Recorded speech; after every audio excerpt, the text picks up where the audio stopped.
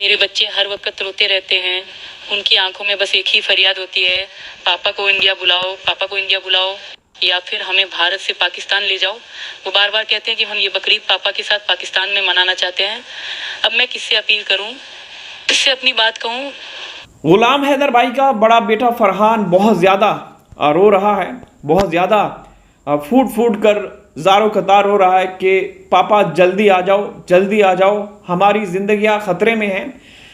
Audio मैं सुनाता हूं, आप लोग ऑडियो सुनिए। ये ऑडियो वायरल हो रही है, सीमा की ऑडियो है। सीमा खुद कह रही है कि मेरे बच्चे बहुत ज़्यादा परेशान हैं, अपने पिता गुलाम हैदर की फ़ोटो सीने से लगा के बातें करते रहते हैं, बहुत ज़्यादा फिक्रमंद है, चिंता में है। गुलाम हैदर भाई का बड़ा बेटा फरहान खान बल्लोच, जो कि नाबालिग है लेकिन समझदार बाशऊर है, उसको अंदाज़ा हो चुका है कि अब भारत में रहना ख़तरे से खाली नहीं। जिस तरह का एक माहौल बना हुआ है दोनों देशों के बीच में, जो तनाव है, तो इस दौरान अब उन बच्चों को भी खतरा लाहक हो चुका है। अब वो बच्चे भी खतरा महसूस कर रहे हैं। ये ऑडियो सुनिए, मैं आप लोगों को ऑडियो सुनाता हूं दोस्तों। सीमा की ऑडियो वायरल हो रही है, इसमें वो खुद कह रही है कि बच्चे बहुत ज़्यादा परेशान हैं। फरहान खान फूट फूट कर रोता है, ज़ारो कतार रोता है। ये सुने हैं, उनकी आंखों में बस एक, मेरे बच्चे हर वक्त रोते रहते हैं। उनकी आंखों में बस एक ही फरियाद होती है, पापा को इंडिया बुलाओ, पापा को इंडिया बुलाओ, या फिर हमें भारत से पाकिस्तान ले जाओ। वो बार बार कहते हैं कि हम ये बकरीद पापा के साथ पाकिस्तान में मनाना चाहते हैं। अब मैं किससे अपील करूं, किससे अपनी बात कहूं। यहाँ तो कोई सुनने वाला ही नहीं है। फरहान हर वक्त फूट फूट कर रोता है। वो हैदर को बहुत याद करता है, हर रोज उसकी तस्वीरें देखता है और बस यही पूछता है, पापा कब आएंगे, पापा कब आएंगे।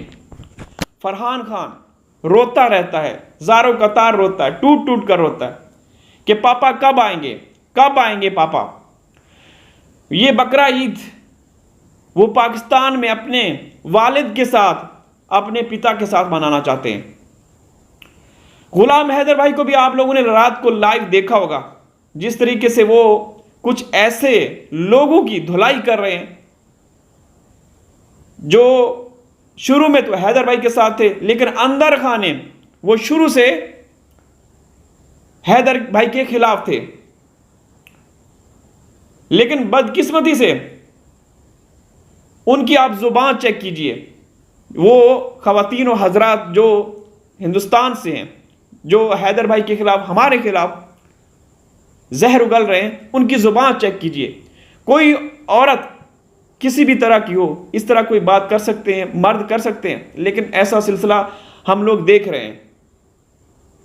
तो ये लोग एक्सपोज होते रहेंगे, हम इस पे बाद में डिस्कस करेंगे। फरहान खान जो बहुत ज़्यादा चिंता में है, अब उसको भी पता है कि पिछली ईद गुजर गई, रमज़ान में जो ईद थी, तो उस वक्त भी उस बच्चे ने, उन बच्चों ने, 3 बच्चियां हैं, एक बेटा है, तो उन्होंने आस उम्मीद लगा के रखी हुई होगी कि जिस तरीके से वो, उनको भी पता चलता होगा, ज़ाहिर सी बात है, वो यूट्यूब देखते होंगे, सीमा उनको बताती होगी कि तुम्हारे लिए कोशिशें हो रही हैं।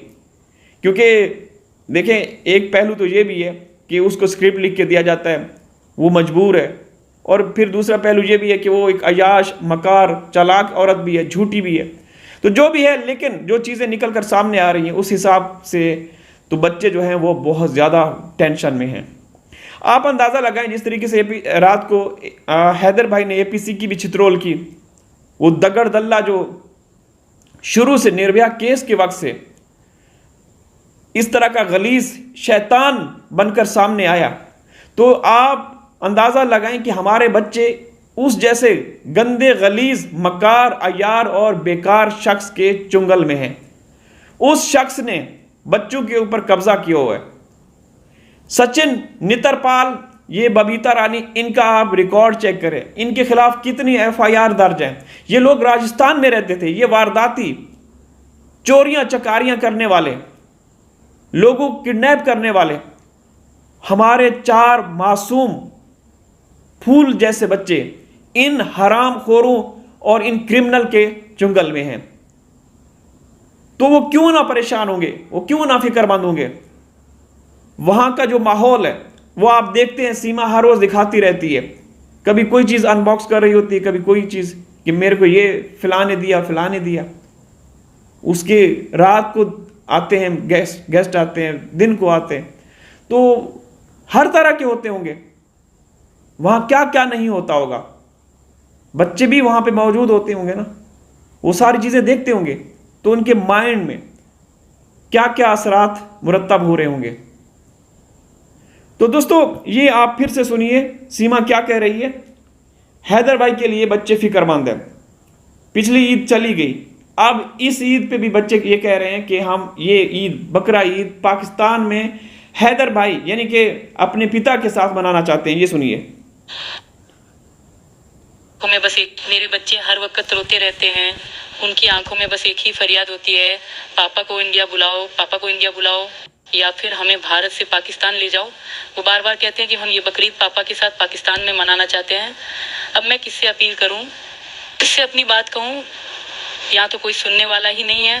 फरहान हर वक्त फूट फूट को रोता है। वो हैदर को बहुत याद करता है, हर रोज उसकी तस्वीरें देखता है और बस यही पूछता है पापा कब आएंगे, पापा कब आएंगे।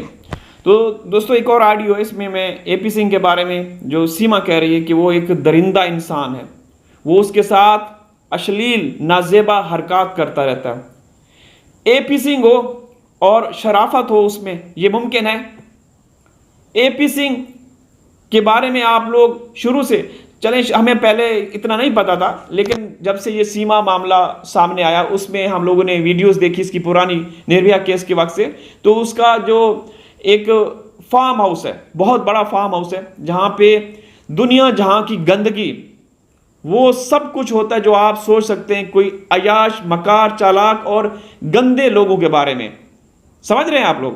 तो सीमा उनके बारे में, एपी सिंह के बारे में क्या बोलती है वो भी सुन ले। काका उर्फ एपी सिंह है जो, क्या हो गया,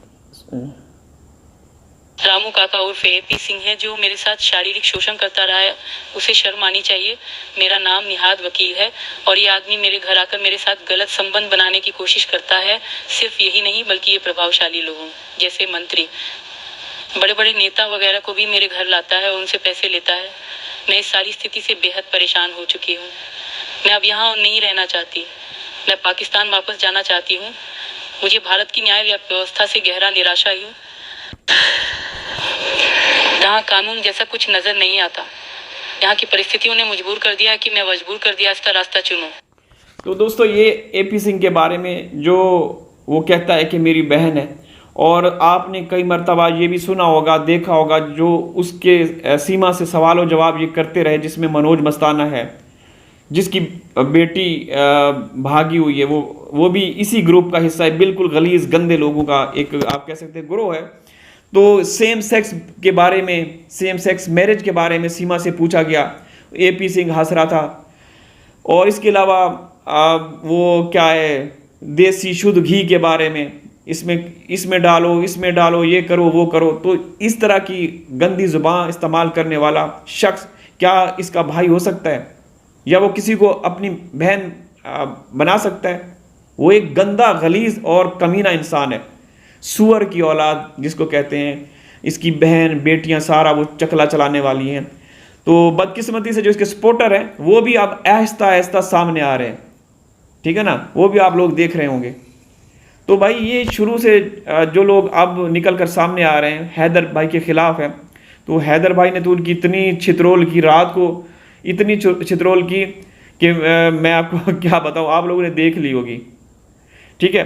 तो हमें भी बोलना आता है, हमारे पास भी अगर कोई एक बोलता है, एक गाली देता है तो हम 10 दे सकते हैं, हमारे पास भी जुबान है ना, हम भी कर सकते हैं। लेकिन ज़र्फ़ और ज़मीर की बात है, ज़र्फ़ और ज़मीर की बात है, हम किसी के वो नहीं करते। लेकिन कुछ लोगों को थोड़ा सा ख्याल करना चाहिए कि उनको हमने पलकों पे बिठाया, और आज वो झूठ प्रोपेगेंडा जो कर रहे हैं ना, उनकी शक्लें देखें बस।